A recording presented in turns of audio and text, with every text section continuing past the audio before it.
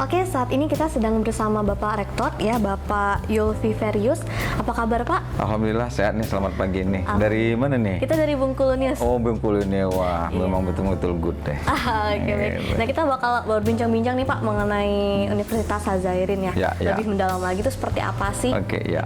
Bisa nggak sih Pak diceritain sedikit aja tentang sejarahnya Universitas Hazairin ini? Karena kan banyak yang belum tahu sebenarnya. Oh iya.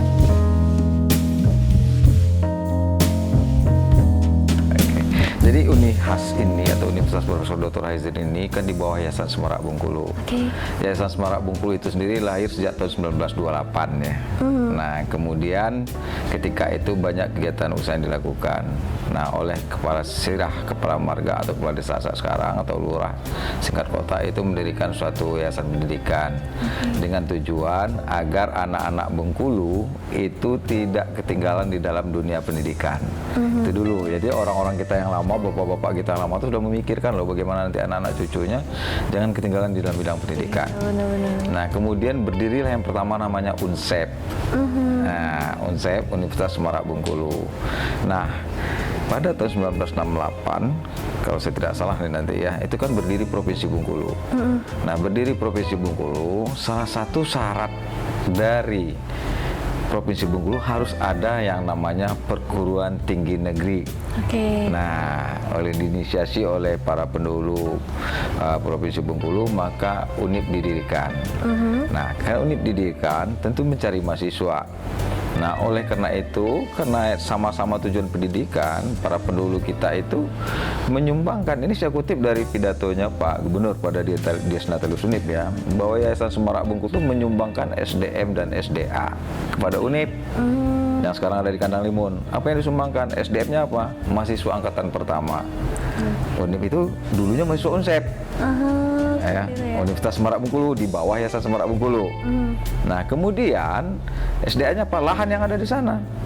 Kalau saya nggak salah, saya baca dari yang di suatu media, apa yang dikatakan Pak Gubernur itu seluas 24,9 hektar loh lahannya. Ya.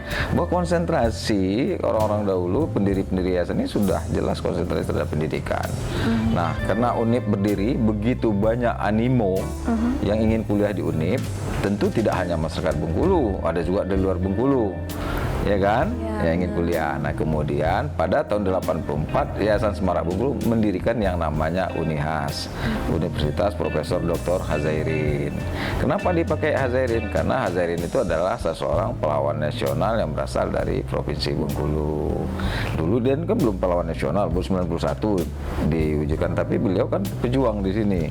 Ya, beliau juga mantan residen di Provinsi Bengkulu. Nah, ketika itu keadaan susah, Hazairin membuat yang namanya mata uang Hazairin. Ada dulu uang kertas Hazairin. Jadi Bengkulu itu kan udah bikin mata uang dulu oleh Pak Hazairin gitu. Ya? Iyalah. Makanya Unihas juga harus keren kan gitu. Keren kan gitu. Oke. Nah, ini kan berdiri karena Yayasan Semarak juga ya, seperti kita tahu, dan Unihas juga merupakan universitas swasta. Nah, gimana sih Pak cara Bapak mempertahankan nama besar tersebut seperti itu? Jadi begini, satu, kita menjadi ini kan dipilih oleh Senat Universitas. Senat Universitas itu adalah perwakilan daripada pimpinan fakultas tambah perwakilan dosen ya. Kemudian setelah dipilih kan kita harus disetujui oleh yayasan. Artinya ketika tiga komponen ini setuju, terutama yayasan mensupport, nah kekuatan energi itu yang saya manfaatkan gitu loh. Yayasan sudah support, kawan-kawan support. Nanti energi itu yang saya gunakan untuk menjalankan amanah yang dibebankan kepada kita. Nah, sehingga kan membangun suatu kegiatan yang penting kan kolaborasi, kolektif kolegial. Artinya kita sama-sama kita bangun ini kan gitu. Yang namanya pendidikan ini ya sekarang hari Jumat ya. Ya kan salah satu yang dapat menolong kita nanti ada akhirat adalah ilmu yang bermanfaat. Kan gitu. Ya kita tanamkan, ayo kita berikan deh ilmunya kepada mereka. Karena ini kalau itu biasanya kan walaupun kita contoh ilmu yang bermanfaat, kita menulis dan mengajarkan sepanjang itu dipakai oleh anak didik kita, lalu siapapun yang memakai walaupun kita tidak ada di muka bumi lagi, sepanjang itu juga amalnya mengalir kepada kita. Berarti dukungan secara moral juga dan agama ya Pak diberikan yayasan kawan-kawan Sivitas Akademika, bukan para dosen termasuk tenaga pendidik, administrasi. Dosen nggak bisa jalan kalau nggak ada tetapnya administrasi kan gitu. Saling mendukung ya. Saling Pak, mendukung ya? semua, kolaborasi, sinergitas terus semuanya. Gitu. Oke, nah kalau kita langsung lanjut aja Pak nih ke mahasiswanya nih Pak. Dunia sekarang ini kan sudah beralih ke digital semua nih Pak. Ya, Kan? ya. Perkembangan zaman juga semakin luas gitu. Ya. Nah, gimana sih universitas ini sendiri membuat anak-anaknya tuh bisa menyatu dengan keadaan yang seperti sekarang? Oke, jadi gini dulu. Pertama, saya harus kerjakan ketika saya jadi amanah. Ini saya udah yang periode kedua ya. Oke. Direktur bukan yang pertama. Jadi pertama kan ada satu garansi atau jaminan. Saya mau masuk ke prodi itu, saya mau masuk ke universitas apa sih jaminan? Nah, jaminan secara legal ada akreditasi. Nah, institusi kita sudah terakreditasi baik sekali. Sekarang kita tingkatkan lagi, akreditasi kita sudah sekitar lebih dari 8 prodi itu sudah terakreditasi baik sekali. Malah ada satu prodi itu terakreditasi A. Satu-satunya program studi yang terakreditasi khusus untuk PTS ya. Ada sekitar lebih 15 lebih perguruan tinggi swasta, itu satunya punya terakreditasi A hanya ada di Unihas program studinya. Nah, itu gimana bisa, itu kesepakatan kita sama-sama, kerjasama kita semua, sinergitas kita semua itu bisa terbentuk, bisa terwujud kan gitu. Nah, dari situ kita mulai memperbaiki infrastruktur. Kenapa? Karena era digital nggak bisa lagi kita tinggalkan. Nah, sehingga saya memperbaiki infrastruktur, termasuk aksesnya, termasuk kecepatan internetnya. Alhamdulillah sekarang itu terwujud ya. Nah, tahun 2019 sebelum COVID muncul, itu saya sudah menerapkan di sini yang namanya berbasis online kuliah, blended learning. Memang waktu itu belum semua mata kuliah karena masih banyak tryout uji coba. Begitu COVID pandemi datang, itu kita tinggal langsung running melaksanakannya. Ya. Karena sudah beradaptasi duluan. Kita sudah beradaptasi. Nah, malahan sekarang hampir 70% itu dosen-dosen semuanya sudah berbasis IT ngasih kuliahnya. Jadi kan tatap muka itu hanya sekitar 30%. Kenapa tatap muka? Ada pembentukan attitude, itu nggak mungkin secara online kita lakukan. Ya, itu hampir 70% loh sekarang. Jadi kita sudah blended learning. Nah, kenapa? Kita kan harus mempersiapkan. Contoh sekarang, penerimaan pegawai aja sekarang sudah online semua tesnya kan? Online assessment test. Kita mau kerja di Jakarta kan nggak perlu Jakarta. Nah, kalau kita nggak biasakan anak-anak kita itu kan susah. Banyak orang-orang yang pinter di dalam, terutama di dalam ilmu pengetahuan, tapi kurang dia menguasai di bidang IT, itu biasanya dia akan ketinggalan juga dia. Gitu. Nah, memang nggak mungkin lagi kita balik ke dunia konvensional. Ya, sekarang 4.0 aja kita belum begitu familiar, orang sudah masuk metaverse sekarang. Nah, kita kan bingung tinggal kita nanti kalau nak didik kita nggak itu. Nah, makanya kita berupaya. Bukan dalam artian kita meninggalkan konvensional, tidak. Ada hal yang harus kita lakukan, misalnya praktikum, praktek yang tidak mungkin melaksanakan online, kan kita harus offline. Ya, pembentukan kepribadian, attitude kan harus nggak bisa, kita harus ngobrol gimana sih membimbing, mendidik anak-anak didik kan kita kan perlu. Gitu. Nah, ini untuk pembelajaran online sendiri sebelum memang pandemi kan sudah memang diajarkan seperti itu. Apakah ini hanya khusus di kelas regional atau memang ada juga untuk kelas ekstensi juga Pak berlaku? Semuanya. S1, S2, 15 prodi kita sekarang gitu. Ujian, UTS, UAS aja udah online sekarang. Ya. Nah, kalau misalkan ada kendala dari salah satu mahasiswa yang tidak bisa online, ada nggak sih dari Unihas sendiri menyediakan support seperti itu? Nah, jadi kendala biasanya ketika anak-anak, namanya topografi kita kan berbeda-beda. Ketika ternyata Pak, saya lagi ada di kampung. Nah, ternyata sinyal saya kurang kuat. Asal dia lapor kan kita memberikan pelayanan lagi, ada ujian susulan. Kecuali dia nggak memberikan laporan kepada kita. So, kita hire semua sampai dia bisa ujian. Berkali-kali. Jadi nggak ada alasan nggak mengikuti pembelajaran. Iya, nggak ada alasan, nggak ada karena kita bakal memberikan support itu ya untuk nah, makanya kan di kita ada nama web Spada kita, mahasiswa tinggal ngambil materi ada di situ. Benar. Nah, aku mau tanya juga nih Pak. Bapak, kita kan universitas itu kan pembelajaran itu yang paling utama lah. Nah, kalau untuk mahasiswa sendiri lebih penting menjadi mahasiswa yang kreatif atau mahasiswa yang memiliki nilai akademik yang tinggi? Ya, kedua-duanya harus seimbang. Nggak bisa hanya ke akademik tinggi saja kalau tidak di kreatif. Itu kata anak-anak sekarang mahasiswa kupu-kupu kata dia. Kuliah pulang kata dia. Dia pinter. Benar-benar. Tapi dia tidak bermasyarakat. Karena ingat, ketika saya jadi mahasiswa, setelah saya sepintar apapun, setelah saya selesai kan endingnya saya akan mencari pekerjaan. Ketika saya ingin bekerja akan bertemu dengan berbagai komunitas. Kan bukan orang kampus saja. Dengan level pendidikan yang bervariasi. Jadi kalau tidak dibiasakan dia berorganisasi, ya tidak punya kreativitas, itu biasa akan melakukan agak sulit dia beradaptasi ketika dia masuk ke dunia kerja nanti. Oke, jadi akademik dan kreativitas itu harus seimbang. Seimbang ya Pak. Nah, ya, makanya kami sekarang bagaimana untuk menyeimbangkan itu? Maka alhamdulillah kami kemarin dapat hibah ya gedung ini dari Pemprov. Ini gedung serbaguna. Di dalam itu ada lapangan olahraga. Silakan. Ya. Nah, kalau Mbak nggak percaya silakan jalan. Di perpustakaan saya itu ada tempat fitness loh. Coba cek perguruan tinggi mana ada tempat fitness. Masuk salah satu ada tempat fitness kan? Fitnessnya dan nyaman juga sih. Dan di perguruan tinggi lain ada nggak tempat fitness? Nggak ada. Perpustakaan itu kita siapkan. Kan kata orang dulu mensana in comprensano. Di dalam tubuh yang sehat terdapat jiwa yang sehat kan gitu. Ya kita siapkan keseimbangan semuanya pada mahasiswa. Apalagi sekarang zaman digital ini kan mahasiswa lebih banyak dimanapun dia bisa belajar. Kadang-kadang kalau datang ke kampus kan dia kongko nongkrong di kantin. Walaupun di kantin kan dia buka bisa wifi. Maka sampai ke kantin kami pasang wifi. Di masjid kami pasang wifi semuanya, dimanapun dia berada kasih wifi semua. Berarti memang supportnya untuk mahasiswa begitu besar ya Pak? Iya, harus gitu. Karena kita tahu bahwa swasta itu sumber pendapatan utamanya dari mahasiswa. Iya benar sih.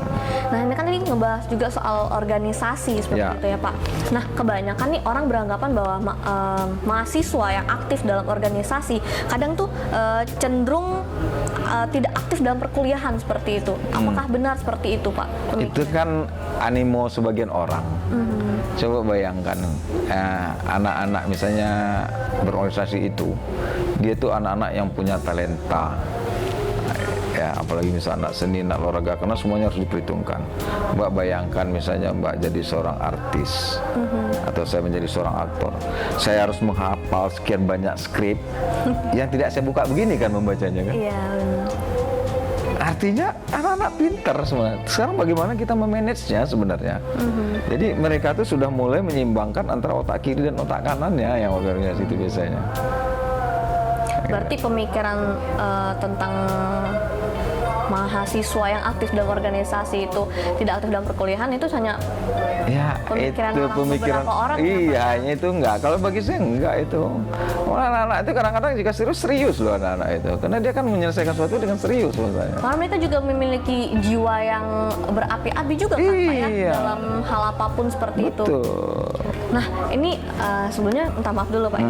Ini kan banyak nih terdengar di selintingan beberapa orang bahwa Unihas ini merupakan tempat maaf kata itu pembuangan mahasiswa yang tidak lulus atau tidak selesai atau di DO seperti itu. Benar nggak sih Pak seperti itu adanya atau hanya gosip di luar sana? Sekarang pertanyaan begini, ya kalau ini hampir rata-rata. Kebetulan saya kan ketua Asosiasi Perguruan Tinggi Swasta juga nih.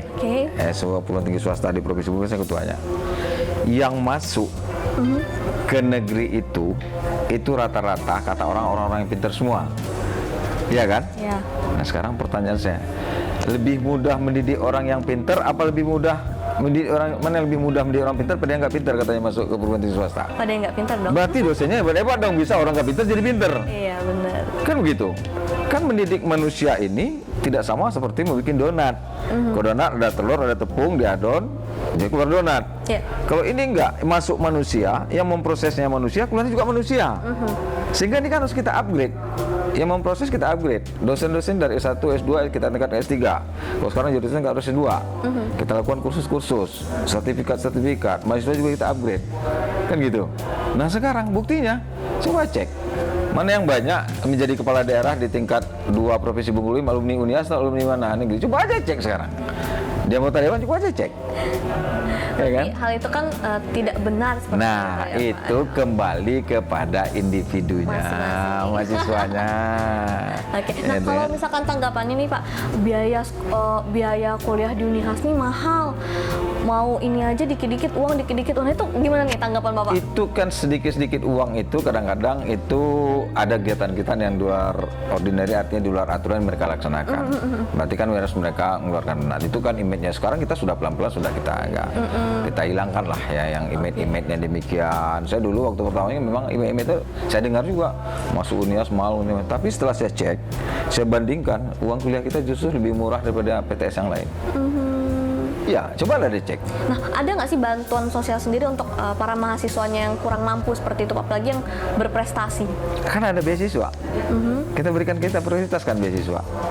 Coba Di Unias inilah satu-satunya perguruan tinggi PTS mungkin yang menerima difabel. Coba Anda pergi Fakultas IQ, ada anak difabel loh kita pergi sini. Kita terima difabel. Orang mungkin perguruan tinggi lain bingung gimana nih difabel, kita terima nih di sini. Iya, berarti benar-benar supportnya benar-benar sangat besar lah ya untuk mahasiswa. Karena dari filosofi awal yang didirikan oleh para pendahulu kita, bagaimana anak-anak Bengkulu tidak tinggal di dalam dunia pendidikan. Makanya Unias kan kampus rakyat sebenarnya. Ya, nah, ini kita beralih ke mahasiswa lagi nih Pak. Kan setiap tahunnya kan kita mengeluarkan ratusan mahasiswa seperti itu setelah lulus ya. Dan kita tahu bahwa lapangan pekerjaan kan tidak sebanyak dengan mahasiswa. Nah, gimana sih komentar Bapak? Dan makanya kan sebenarnya dengan ada sistem daring ini ya, kuliah ini kan anak-anak lebih banyak waktu di rumah bisa meningkatkan skillnya. Nah, makanya kita di kampus juga meningkatkan skill mereka dengan materi-materi kuliah, materi praktikum atau kegiatan kreativitas mahasiswa lainnya. Ya kan begitu. Nah, ini kan harus kita persiapkan semuanya menghadapi persaingan global. Ini semua mahasiswa kan harus kita persiapkan. Makanya saya katakan tadi kita akan mempersiapkan, tapi ketika individu mahasiswanya tidak mau, kita kan susah. Itu masalahnya sebenarnya kan. Berarti pihak kampus sudah mensupport dari segi kita harus tetap support ya. Contoh misalnya Mbak, mungkin Mbak datang sini bawa mobil. Jangan-jangan yang Mbak hidupkan radionya 87.7 mungkin. Iya. Itu kan radionya Unihas. Radio Semarak itu radio Unihas loh Mbak. Ya, hidupkan 87.7 itu radio Unihas. Nah, kita kadang-kadang merekrut pembawa acara khususnya dari mahasiswa kita, samping dari yang lain-lain. Dan kita bisa kan siapkan itu para anak-anak berinteraksi. Kita buka aja untuk area publik setiap hari Sabtu dialog interaktif di situ. Kemudian di lapangan olahraga kita siapkan deh semuanya. Gitu. Oke. Nah, Pak Ketujuh mau nanya nih, apa sih yang harus dilakukan seorang mahasiswa Unihas yang baru lulus untuk siap bersaing di dunia kerja? Ya, kan begini. Kita kan ada namanya Terser Studi. Terser Studi itu pusat informasi bagi mahasiswa-mahasiswa yang setelah lulus. Nah, kita kadang-kadang cari nih, ada yang buka lowongan, kita sebar tuh informasi di sini ada penerimaan. Nah, biasanya sebelum anak-anak itu wisuda, itu Terser Studi sudah membuat kegiatan job fair biasanya. Itu dilakukan gitu kan. Di samping perkuliahan saya setiap hari itu yang kita mengupgrade kemampuan mahasiswa tadi sendiri. Oke. Nah, dua pertanyaan lagi Pak ya. Dua pertanyaan terakhir nih kita mau nanya. Apakah mahasiswa itu harus bekerja atau malah harus membangun lapangan pekerjaan? Seharusnya harus membangun lapangan pekerjaan dong, gitu kan. Tapi kan rata-rata selalu berpikir Pak, membangun lapangan pekerjaan itu kan harus butuh dana. Iya, benar. Ya kan? Nah, saya punya teman dulu, adik-adik juga. Lulusan perguruan tinggi, nggak ternama lah, bukan di sini, bukan di Jawa. Tapi dia ingin menciptakan lapangan pekerjaan. Apa yang dilakukan? Seperti kita di pasar Minggu kan pagi banyak. Itu pedagang kita yang membuat buah, membawa sayur itu, kan masih ada yang sedikit aja kan udah dibuang. Oke. Itu dikumpulkan sama anak-anak ini. Kan masih baru, belum masuk tong sampah loh.